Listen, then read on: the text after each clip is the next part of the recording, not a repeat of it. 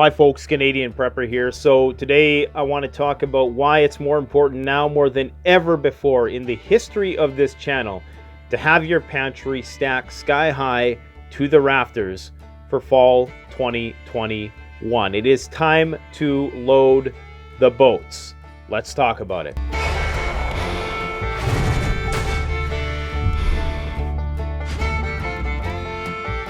All right, guys, so I'm currently out here enjoying this plus 34 degree heat. That's Celsius, if you didn't know. That's what we use here in Canada because water boils at 100 degrees, damn it. Celsius, baby, represent.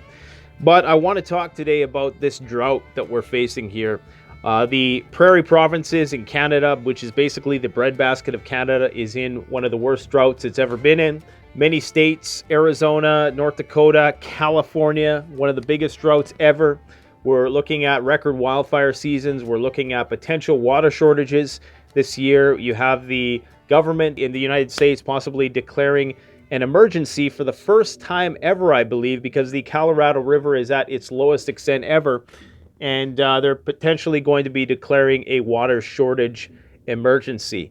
So you need to load the boats right now. That's all I'm going to say, because this wild weather on top of all the other service disruptions that we've been experiencing lately and other calamity, which appears to be culminating the world over. There was a dust storm here the other day, and we thought it was rain. It was almost like a mirage in a way, because it really looked like rain. I'll show you some footage of it. It was almost like a prank that nature was playing on us, because we really do need rain. It is bone dry here, but it was a dust storm, and it's one of those anomalous things that I don't see too often around here.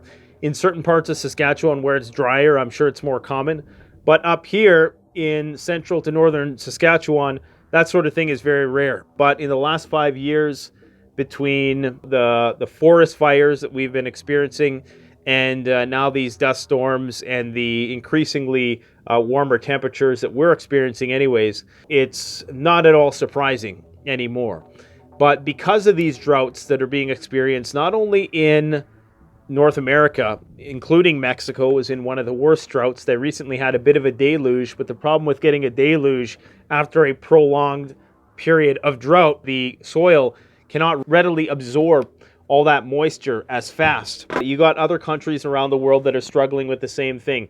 Taiwan, one of the biggest chip manufacturers in the world. It's a very water-intensive process. It is contributing to the difficulty in addressing the worldwide global chip shortage. We know that the world over, arable land is drying up. We know that the interiors of the continents are getting hotter and drier, and the coastal regions are getting wetter and wetter. And it's something to do with the increased global average temperature and the result of increased precipitation, and that downpour usually happening near the coastal areas. So the hotter interior areas, the moisture gets sucked up out of the ground because it's warmer, goes up into the air, and it gets dumped in the coastal regions. So the moisture is being taken out of the central regions. That's, of course, where most countries grow all their crops, their grains, lentils, wheat, corn, that type of thing. And this, of course, could potentially contribute to some shortages this year from farmers. The only benefit to this unusually dry and hot weather that we're experiencing right now is the lack of bugs. There are no mosquitoes out here, and that's a rarity for this part of the world. So I'll take that anyways. It's been so dry in this neck of the woods for the last few years that a city a couple hours south of me, they were experiencing water lines bursting and electrical fires, malfunctions, because the ground was actually shifting because it was so dry. Fortunately, agricultural technology still has us generating a surplus of food every year. But one of my primary concerns at this point in time is because people are now conditioned to panic buy. We've seen it with the toilet paper. We've seen it with the gas shortages. It would not take a whole heck of a lot to get people to start panic buying food. And I think once that happens, we would see a run on the grocery stores like we've never seen before. Last year, people weren't really stockpiling a whole lot of food. People were primarily stocking up on what appeared to be non-essential items. If we see a continuing economic downtrend, if we see tensions escalate in the Middle East, if we see an increase in supply chain disruptions, if the pandemic has another resurgence, if we do experience a severe drought and wildfire season, which is going to drastically impact agriculture output, then I think that in fall of 2021, people are going to be scrambling to stockpile. So as a prudent citizen who might anticipate such things, I think the onus is on us to try to maximize our exploits right now while the getting is good and while the prices are reasonably low. In spite of these shortages, the farmers are talking about how commodity prices are high, so they're happy regardless of really what the crop yields are. Even if it's 20% crop yield this year, they're probably going to make the same amount of money because from their perspective, the price of commodities are up anywhere between 20 to 90%. So things are going to be good until they're not good anymore. And this is just the start of all this. Remember, SHTF, as we've learned in the last year and a half, is going to be a slow burn situation. When you're talking about worldwide water shortages, depleting aquifers, glacial melts, we're talking about a slow burn marathon of SHTF. It's not something that's just going to happen overnight. It's not just, there's going to be a crop failure one year and all of a sudden it's going to be SHTF.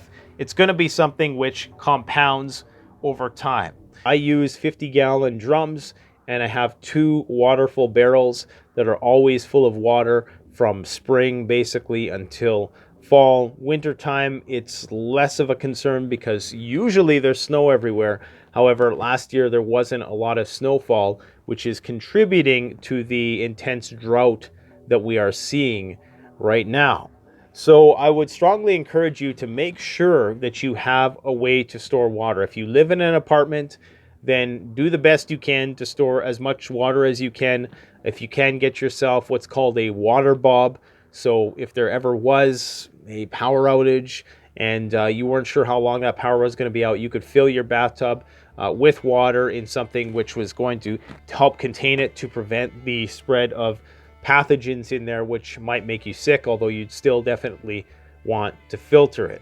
But investing in food right now, in my opinion, I think that food is going to be in a bull market in the future. I think you're going to get better returns on food than you're probably going to get in a lot of other areas in the market. We see what's happening with crypto right now. The reality of that is starting to sink in for a lot of people, that it's not just a game. It doesn't always go up. Nothing goes up forever. But people get into this mindset.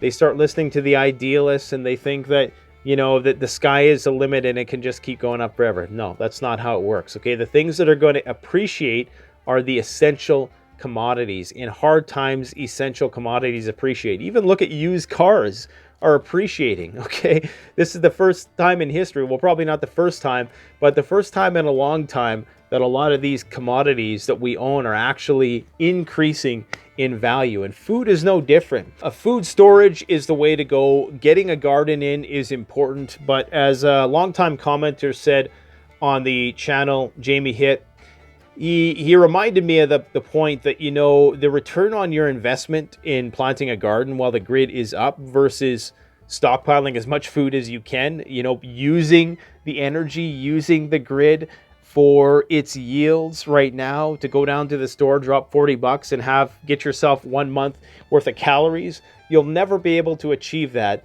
if the lights went out. You'll never be able to achieve it with as much ease as you can now. So the best investment of your time now is to work an extra 2 hours and go and invest that money you make from work into food. You can have a garden at the same time. I just rototilled my garden over the weekend. We start our growing season starts a little later than a lot of you guys down south. I'm going to be planting the staples, the potatoes, the carrots, the onions, the beans, just the usual suspects, nothing major, more so as a hobby thing and as a skill development thing, because it's certainly not going to be my primary food supply, at least not in the short term. In the long term, absolutely, you need to know horticulture. But at the same time, you can stockpile a lot of food on a very, very small conservative budget. I'm talking about lentils. I'm talking about kidney beans. I'm talking about chickpeas, okay, rice, basmati rice. Proteins are going to be a bit more difficult, but combination of beans and rice is going to be suitable to meet your nutritional needs anyways.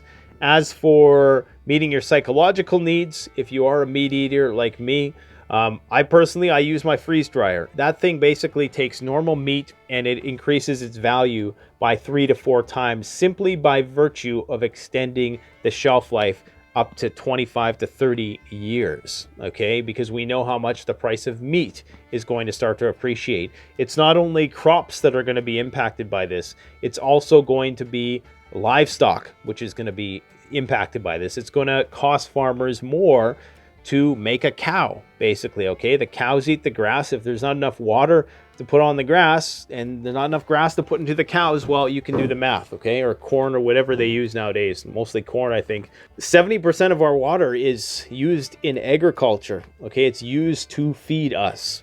It's not the shower that you take that uses the most water.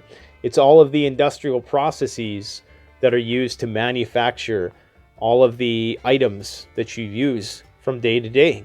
A lot of people have this idea that if you're in a bug out location, more often than not, I'm assuming if it's North America, a lot of these bug out locations are going to be near a forested region. But if you live near a forested region nowadays, all bets are off, especially when you're talking about higher than average temperatures, when you're talking about the aridification of different parts of the countries. That's when you're going to have the increased risk of forest fires, and as such you need to have a bug out plan. It's not enough to just say I live in my bug out location, okay? You're going to need to have a plan to get out of Dodge, to take as much stuff with you as possible. Make sure you have a safe pathway. Make sure you have gas masks with carbon monoxide filters if possible, although that's one of those luxury accessories not everybody can afford, but it's certainly something that I would prioritize if I found myself in a situation where there was only one way in and one way out, and it was in a thickly forested region where there wasn't a whole lot of moisture. So no matter where you strategically relocate to, there's always going to be threats. There's a lot of people who are ditching California, and my gut is telling me that unless you are going to be able to grow a lot of blue corn and dig a well that's very, very deep, you definitely need a plan for if this situation that I'm talking about here, this super mega drought situation, if this gets worse, then I wouldn't want to be in a place where there was water scarcity, especially if you live in one of these arid climates where there are large urban centers of people who rely on water. You know, if you get a situation where there was some sort of water shortage in one of those regions, you'd be looking at a state of emergency. If you think people will do crazy things because they're hungry, imagine what they would do if they were thirsty. So stock that pantry to the rafters to the best of your ability to avoid putting any extra stress on the supply chain and on the stores when the panic buying does set in, if it sets in. And I also want to conclude in saying that that video I made recently about life after 2030, that was fiction, okay? That wasn't a prediction. It was simply a story. It's simply one possible outcome of all of this. Do I think that that's going to happen? No, I don't think that that's going to happen. Not so aggressively. Do I think that in the long term it has a high probability of happening? Absolutely. But I think the timeline that I lay out in that story is, and I'm referring to the video I just made before this one if you're unaware, I think that the timeline is a bit too aggressive. You could probably protract it out another 10 years. Regardless, I do think that a lot of those risks are there and we need to mitigate them somehow. So this is how we do it, guys. We may be seeing the development of the perfect calamitous SHTF storm right before our eyes, and my gut is telling me it's time to stock it to the rafters, load the boats with whatever you can, work as hard as you can right now, milk every single day for what it's worth, try to get the most out of every hour of every day. Get it while the getting is good. Thanks for watching, guys. Don't forget to like, comment, subscribe if you enjoy this video and this channel. Canadian Prepper out. The best way to support this channel is to support yourself by gearing up at CanadianPreparedness.com, your one-stop shop for premium, high-quality, brand-name products that have been tried and tested by myself and other YouTube gear reviewers. My subscribers save 10% off by using the coupon code SurvivalPrepper.